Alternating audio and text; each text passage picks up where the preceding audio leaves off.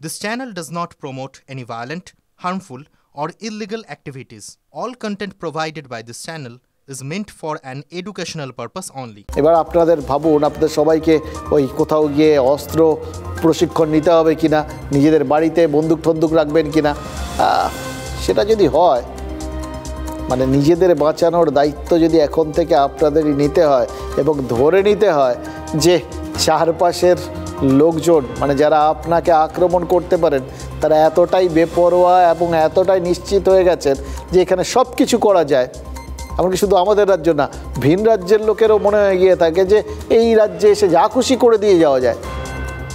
তাহলে তো এই প্রশ্নটা উঠবে, তাহলে পুলিশ রেখে আর কি হবে? দেখুন, শরৎচন্দ্রের পথের দাবি উপন্যাসটা যারা পড়েছেন না, তারা কিন্তু মিলিয়ে নিতে পারেন। সেখানে সব্যসাচী ভারতীকে এরকমই এক ডাকাতির গল্প বলেছিলেন। ডাকাত ঠেকাতে গ্রামবাসীরা ব্রিটিশ পুলিশের দ্বারস্থ হয়েছিল। পুলিশ যথারীতি নিরাপত্তার আশ্বাস দেয়নি। গ্রামবাসীরা তখন বন্দুক রাখার আবেদন জানিয়েছিল, প্রশাসন অনুমতি দেয়নি। গ্রামবাসীরা বাধ্য হয়ে তীর ধনুক তৈরি করেছিল, অগতির গতি। কিন্তু পুলিশ এসে অস্ত্র আইন দেখিয়ে সেগুলো কেড়ে নিয়ে যায়, আর তারপর রাতে ডাকাত এসে গ্রামবাসীদের কচুকাটা করে। যারা বেঁচে যান তারা প্রত্যেকে ব্রিটিশের বিরুদ্ধে বিপ্লবী হয়ে যান, কারণ ডাকাতদের থেকেও বড় শত্রু তাদের কাছে ব্রিটিশ হয়ে গেছিল। কেন বললাম কথাগুলো, কেন বলছি কথাগুলো, হঠাৎ কেন পথের দাবিকে ডাকছি? তার কারণ এই কথাগুলো নেতারা শুনতে পাচ্ছেন। এই আবাসনের শান্তিপ্রিয় বাসিন্দারা যদি ডাকাতদের ইজি টার্গেট হয়ে যান, এইভাবে যদি বিভিন্ন জায়গায় মানুষজন ঘরের মধ্যে থেকে পুড়ে মরতে থাকেন, তাহলে কিন্তু সাধারণ মানুষের ক্ষোভটা ওই ডাকাতদের বিরুদ্ধে হবে না, দুর্বৃত্তদের বিরুদ্ধে হবে না, ক্ষোভটা হবে পুলিশ প্রশাসনের ওপর। আর ক্ষোভটা আছড়ে পড়বে কোথায়? এই রাজ্যের একের পর এক পুরসভায় একচেটিয়াভাবে তৃণমূলের বিরুদ্ধে ভোট পড়েছে, মনে আছে? সরকার যদি মানুষকে রক্ষা করতে না পারে, মানুষ কেন সরকারকে রক্ষা করবে বলুন তো? কোনো দায় আছে?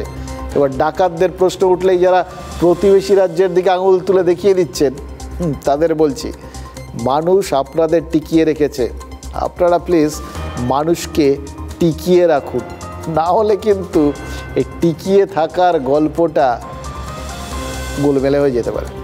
সমাজ বিরোধীদের দৌরাত্ম্য পরপর বাড়তে শুরু করেছে। পুলিশ প্রশাসনের কোনো ভূমিকা নেই।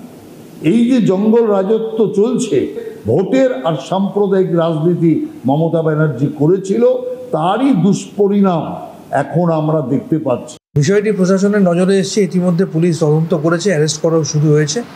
কোনো অন্যায় করে কেউ পার পাবে না, এটা একদম দায়িত্ব নিয়ে বলা যায়। নিরাপত্তা নেই, সেখানেও গুলি চললো। কি হচ্ছে এটা? পশ্চিমবাংলায় আইনের কোনো শাসন নেই, নিরাপত্তা নেই। মানুষ তারা বুঝতে পারছেন যে কি বিপদের মধ্যে পড়েছেন। কিছু দুষ্কৃতী এখানে এসব কাণ্ড করার চেষ্টা করছে, কিন্তু পুলিশ কড়াভাবে ব্যবস্থা নিচ্ছে। এর সঙ্গে সামগ্রিক আইন শৃঙ্খলার কোনো সম্পর্ক নেই। আইন শৃঙ্খলা অত্যন্ত ভালো। দেখুন, এর আগে 2022-এ মুখ্যমন্ত্রীর পাড়ায় ভবানীপুরে ভর দুপুরে অশোক শাহ নামে এক ব্যবসায়ীকে ছুরি মেরে খুন করা হয়েছিল। তার স্ত্রী রশ্মিতা শাহকে গুলি করে খুন করেছিল আততায়ীরা। স্বয়ং মুখ্যমন্ত্রীর পাড়ায় ভর দুপুরে এরকম রোমহর্ষক খুনের ঘটনায় ভবানীপুরের নিরাপত্তা নিয়ে প্রশ্ন উঠে গেছিল। নিহত শাহ দম্পতির বাড়িতে গেছিলেন মমতা বন্দ্যোপাধ্যায় স্বয়ং। আর এবার টালিগঞ্জের অভিজাত আবাসনে ডাকাতির চেষ্টা।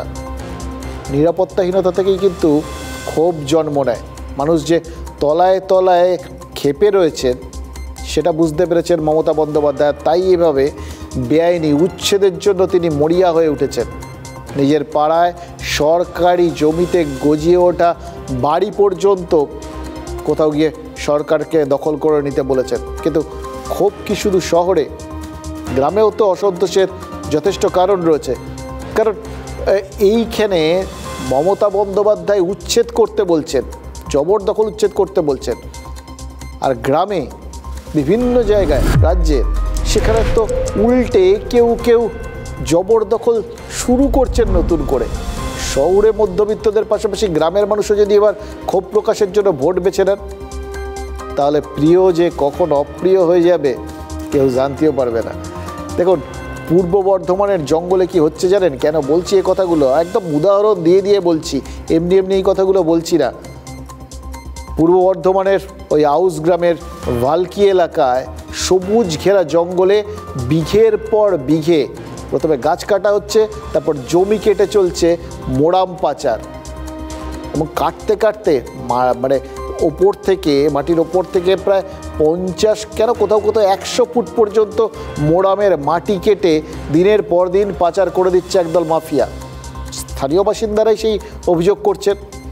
পরে সেগুলোতে জল জমছে, প্রায় দিঘির আকার নিচ্ছে। কিছুদিন আগে কোটা এলাকায় ওই মোরাম খাদানে পড়ে এক শিশুর মৃত্যু পর্যন্ত হয়েছে। আর একটু সরিয়ে আরেকটা জায়গার কথা বলি, ঝাড়গ্রাম। সেখানকার ব্রহ্মতুরে ওই গরিব মানুষের যাদের পাট্টা দিয়েছিল সরকার, সেই পাট্টা জমিও নাকি শাসক দলের নেতারা দখল করে নিয়েছেন বলে অভিযোগ উঠেছে। এই জমিহারা পরিবারগুলো আপাতত আত্মীয়দের আশ্রয়ে রয়েছে। আর অনেকে দিন কাটাচ্ছেন কি করে জানেন? ভিক্ষে করে। মাননীয় মুখ্যমন্ত্রীর উপস্থিতিতে বাংলার প্রান্তিক মানুষের হাতে জমির পাট্টা প্রদান কর্মসূচি। মুখ্যমন্ত্রী দিচ্ছেন, নিয়ে নিচ্ছে কারা? সহজ সরল একটা প্রশ্নের উত্তর খুঁজতে TV9 বাংলা পৌঁছে গিয়েছিল ঝাড়গ্রামের বাঁধগড়ায়। জোর করে দিয়ে নিয়ে নিয়েছে, থাকবো তো কোথায় তাহলে আমরা? ওই তৃণমূল পার্টি লিখে, ওই তো তৃণমূল লিয়ে লিছে, যেমন দিল সরকার তারাই দখল করে তারাই বিকেছে, আমরা দখলে রইতে দিল নি, আর কিছু নেই। এরা বাঁধগড়ার ব্রহ্মতুরের বাসিন্দা। আপাতত কারো ঠিকানা অস্থায়ী ঝুপড়ি, কারো ঠিকানা আবার ঝাড়গ্রাম ছাড়িয়ে মেদিনীপুর। কেউ অন্যের জায়গায় চেয়ে চিনতে রয়েছেন, তো কেউ আত্মীয় পরিজনেদের আস্তানায় কোনো মতে মাথা গুঁজেছেন। অথচ এদের সবারই জমি ছিল, সরকার পাট্টা দিয়েছিল।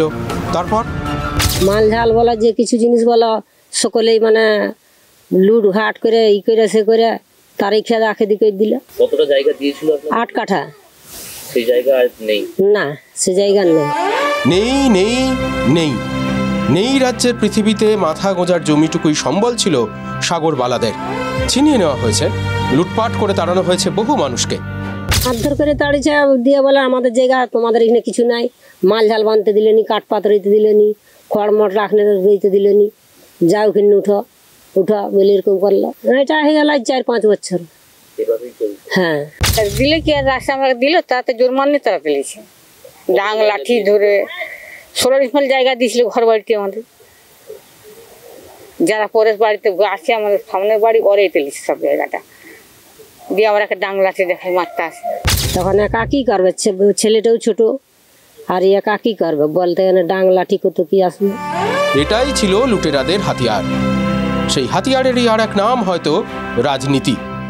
বাঁধগড়া অঞ্চলে যে সরকারি ক্ষেত্র থেকে যে পাট্টা দেওয়া হয়েছিল গরিব মানুষদের ঘর দোয়ার করার জন্য, সেই জমিগুলো পর্যন্ত তৃণমূলের নেতামন্ত্রীরা আজকে দখল করছে। পাট্টা জমি তো বেদখল হবে না। এটা কি হয়েছে আমরা খবর নিয়ে দেখবো, কিন্তু কারো যদি কোথাও কোনো অবজেকশন থেকে থাকে তারা সরকারি দপ্তর বা সরকারের কাছে তাদের আবেদন জানাতে পারে। পাতা কোড়ানো, ভিক্ষা করা নিরক্ষর মানুষগুলোকে দপ্তরে দপ্তরে নিয়ে গিয়ে আবেদন জানানোর উপদেশ দিচ্ছেন নেতা। ডাং লাঠি এড়িয়ে সেই চেষ্টাও করেছেন ওনারা। আর তা করতে গিয়েই জানাইলে কি করবো, কত কেস মালি মামলা চললে তাও দিলেনি, তাই কত সকল হইলে তাও দিলেনি, কত চার দিয়ে ঘোরাঘুরি করলে দিলইনি। মানে জানাবার করে ছেলের বাবা মারা গেলে তাও কিছু ওখানে গোছলেন। আর কত জানাবো আমরা। এবার অঙ্কটা কষা হলো তো, বুঝতে পারছেন তো অঙ্কটা কেন কষতে দিয়েছিলাম আপনাদের। রাজ্য সরকার একদিকে জবরদখল উচ্ছেদ করছে, আর আরেকদিকে সরকারি পাট্টা পাওয়া জমির থেকে সাধারণ মানুষকে উচ্ছেদ করছে ওই শাসক দল, তৃণমূলেরই একজন বা কিছু লোক। একদিকে সরকার রাস্তার ওপর ওই ফুটপাত থেকে দখলদার উচ্ছেদ করছে, আর আরেকদিকে গাছ উচ্ছেদ করে মাটি কেটে পাচার করে দিচ্ছে। মানুষের পায়ের তলার মাটি, পরিবেশের মাটি, মোরাম বিভাগ সব কিছু পাচার হয়ে যাচ্ছে। রাজ্য সরকারের রাজস্ব পাচার হয়ে যাচ্ছে। সব করছে কিছু লোক, যাদের পেছনেও কোথাও গিয়ে হয়তো শাসক দলের হাত রয়েছে, কিছু নেতার হাত রয়েছে। সর্ষের মধ্যেই ভূত, কি করবেন বলুন তো মুখ্যমন্ত্রী? রাজ্যের চৌবাচ্চার তাই একদিকে যোগ আর আরেকদিকে বিয়োগ। এই প্লাস মাইনাসের অঙ্ক মেলাতে আশা করি এবার আপনাদের খুব একটা অসুবিধা হবে না। টিপস দিয়ে দিলাম তো। আর অঙ্ক মেলাতে ওই ঝাড়গ্রামের জেলাশাসক মৌমিতা গোদারা বসুর প্রতিক্রিয়া নিতেও আমরা গেছিলাম, জানেন তো। তিনি প্রতিক্রিয়া দিতে রাজি না হলেও আমাদের জানিয়েছেন বিষয়টা তিনি খতিয়ে দেখবেন। নথিপত্র সব চেয়ে পাঠিয়েছেন, সেগুলো পেলে সেগুলো সব তিনি খতিয়ে দেখবেন, এই আশ্বাসটা মিলেছে। এই খতিয়ে দেখাটাও কিন্তু বা এই আশ্বাসটা, এটাও কিন্তু অনেক বড় পাওয়া। এইগুলো যদি নিয়মিত আমরা পেতে থাকি না, নিশ্চিত অঙ্কটা কোথাও গিয়ে মিলে যাবে, চৌবাচ্চাটা ভর্তি হবে।